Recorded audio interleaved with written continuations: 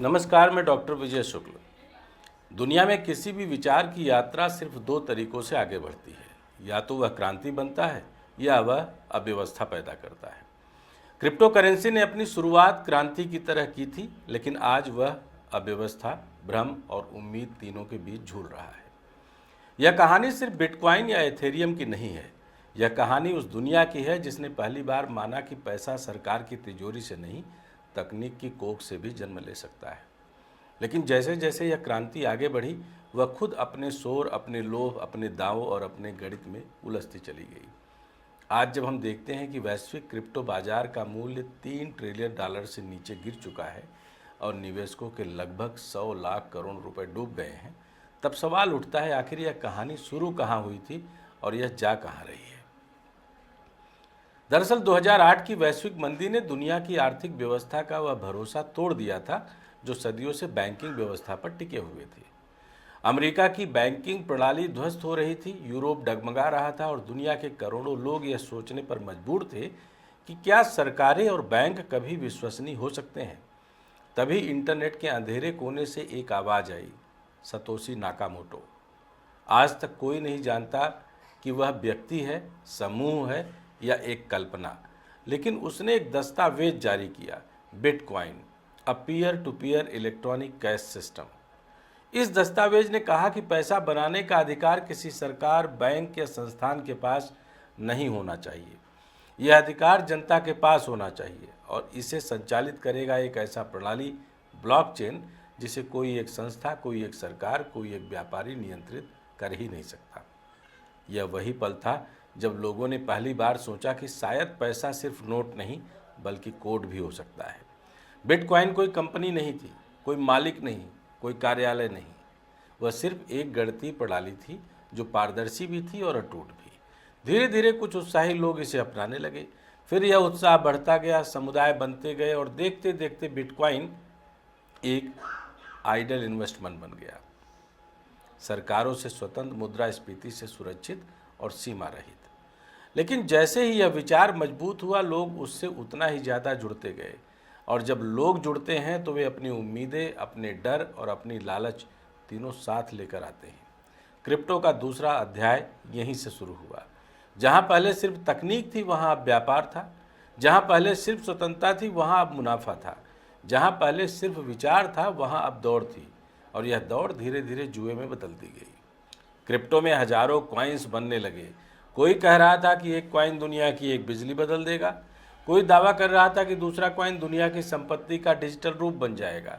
फिर meme coin आए, doge coin, Shiba Inu, जिनका मौलिक मूल्य लगभग शून्य था, लेकिन बाजार में उनका समर्थन किसी धार्मिक आस्था जैसा था।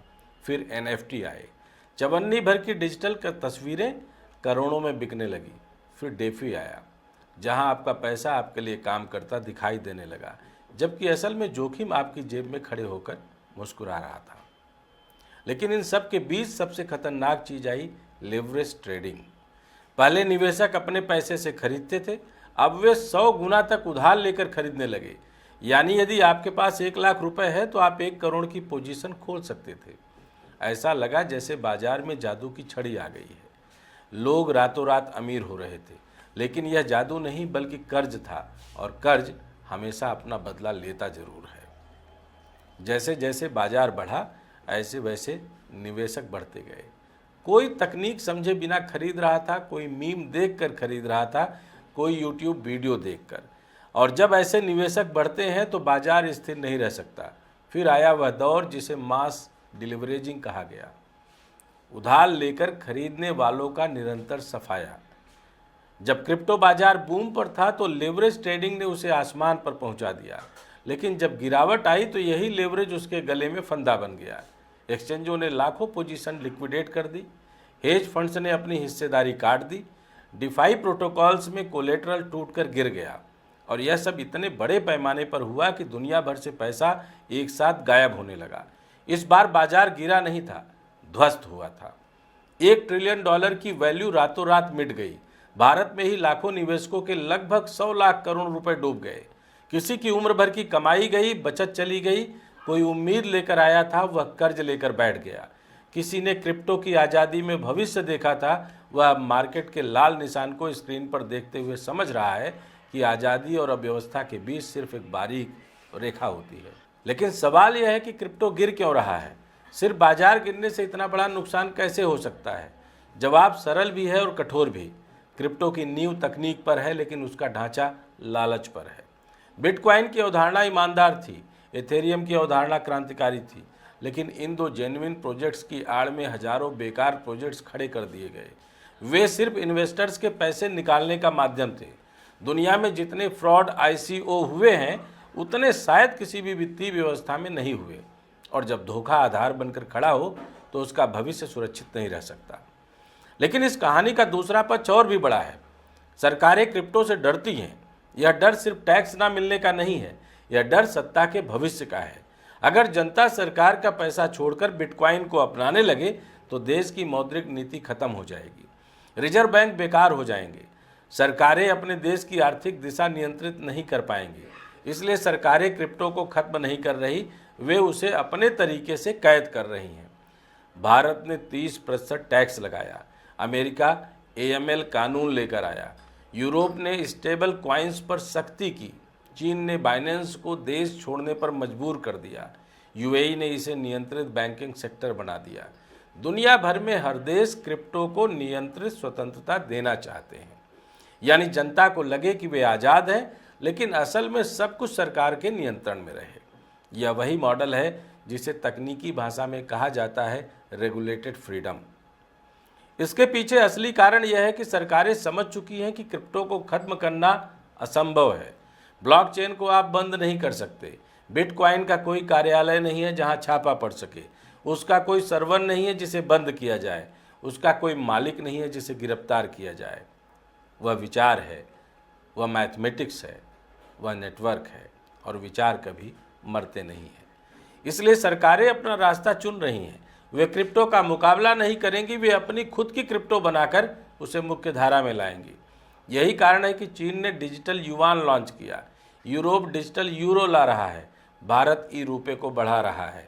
आने वाले समय में यह डिजिटल मुद्रा दुनिया के बैंकिंग सेक्टर को पूरी तरह बदल देंगी। और सबसे बड़ा सच यह है कि यह डिजिटल मुद्रा उसी ब्लॉकचेन मॉडल पर आधारित होगी जिसे कभी सरकारें खतरा मानती थी। लेकिन क्रिप्टो का क्या?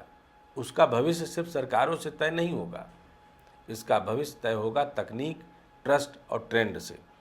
बिटकॉइन डिजिटल सोना बन चुका है, इसकी कीमत ऊपर नीचे होती रहेगी, लेकिन लंबे समय में यह कभी खत्म नहीं होगा।